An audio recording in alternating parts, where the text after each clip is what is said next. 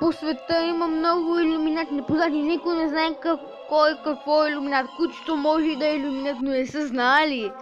Само едно се знае. Никой не може да се направи като илюминат. Само ние, ютуберите, може да ви покажем кой е илюминат и кой не е илюминат. За разлика от новините, ние ви показваме всичко каквото можем.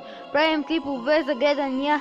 Аз за един месец правя 1300 гледания. Много ви благодаря за тия 5 абоната.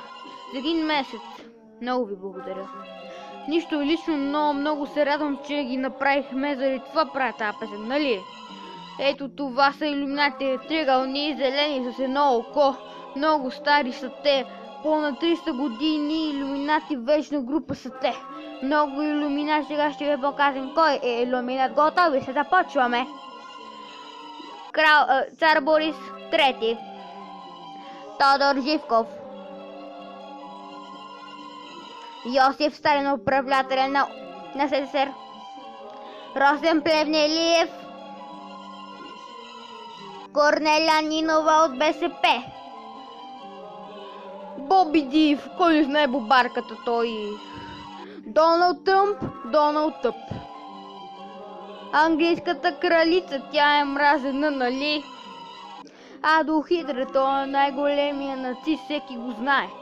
Ким Чен Ун праща много ракети.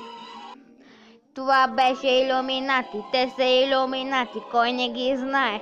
Кой по кого да покаже, кой е повече илюминат, кой не е повече, но всеки са знае кой е илюминат и кой не е. Айде присъединете към обществото, де много малко членове има. Но това са в България членовете им, но моля да ме с повече, ако лайкнете това видео, се абонирайте за мен. Много ви благодаря за тия 5 абоната за един цял месец.